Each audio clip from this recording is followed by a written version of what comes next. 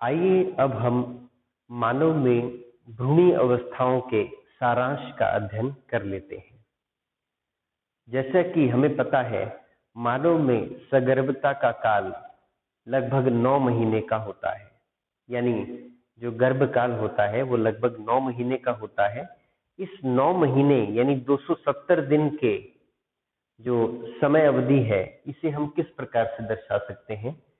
यहाँ पर हमने महीने में लिख रखा है 1, 2, 3, 4, 5, 6, 7, 8, 9 महीने कुल है। उनको हमने 3 तिमाही यानी ट्राइमेस्टर्स में बांट दिया है। पहली तिमाही 1, 2, 3 महीना, दूसरी तिमाही और तीसरी तिमाही। 3 तिमाही में, या फिर हम इसे सप्ताह में भी दर्शा सकते हैं। 1 महीना यानी लगभग 4 सप्ताह, 8 सप्ताह और 12 सप्ताह। तो सामान्यतः हम इसे सप्ताह में भी दर्शा सकते हैं, ट्राइमेस्टर में भी, या महीने में भी दर्शा सकते हैं।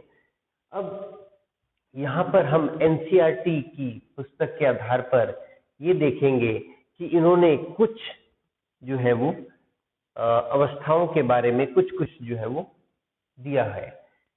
यानी हम ये कहेंगे कि गैस्ट्रुलेशन हो जाने के बाद से लेकर के भ्रूण का परिवर्धन पूरा होने के अंत तक की जो प्रक्रिया है, उसे हम कहते हैं ऑर्गेनोजेनेसिस।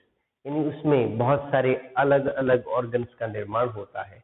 तो वो ऑर्गेनोजेनेसिस जो है पूरी तरह से हमारे सिलेबस में नहीं है, लेकिन एनसीईआरटी की बुक में कुछ ऐसी घटनाओं के बारे में लिखा गया है जो कि भ्रूण में अवस्थाओं का चित्रण करती है।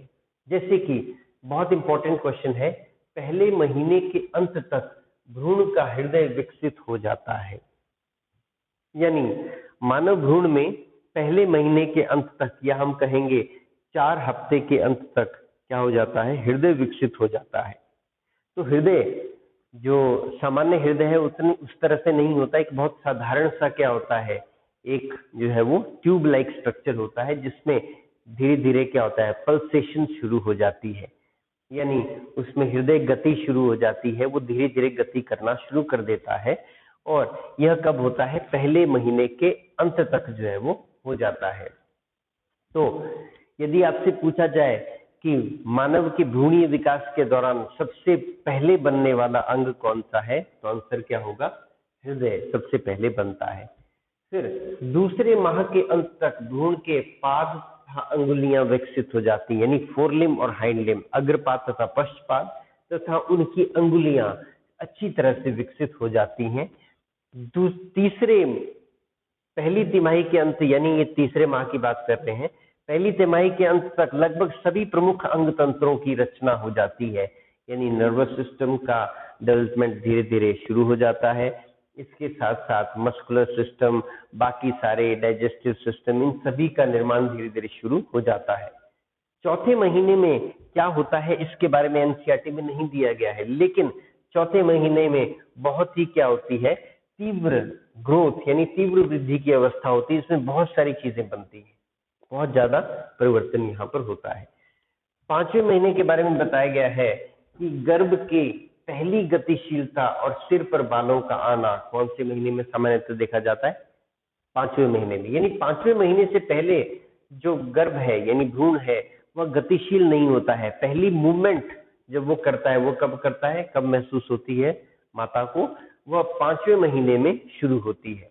यानी गर्भ की पहली गतिशीलता और सिर पर बालों का आ जाना यह 5वें महीने में देखा गया है। 6ठे महीने में आंखों की पलकें अलग हो जाती हैं। इससे पहले पलकें एक चमड़ी की परत के रूप में जुड़ी रहती हैं। लगभग 6ठे महीने में यह अलग हो जाती हैं तथा आईलैशेस यानी जो पलकों के ऊपर बाल होते हैं उनका निर्माण शुरू हो जाता है। तो और पूरे के पूरे शरीर पर कोमल बाल जो है वो आ जाते हैं। ये कोमल बाल जो है यह बर्थ के बाद नहीं रहते हैं। सामान्यतः क्या होते हैं, ये बाल जो है वो जन्म से पहले ही भ्रूणीय अवस्था में ही झड़ जाते हैं, यानी निकल जाते हैं। ये बाल सुनहरे रंग के अक्सर होते हैं, शरीर पर कोमल बाल।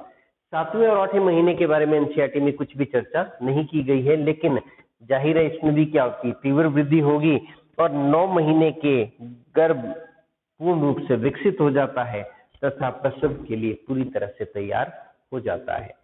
तो अगले भाग में हम पढ़ेंगे कि भ्रूण किस प्रकार से गर्भाशय की दीवार से जुड़ा होता है, यानी हम अतिरिक्त भ्रूणीय झिल्लियों तथा अपरा के बारे में अध्ययन करेंगे।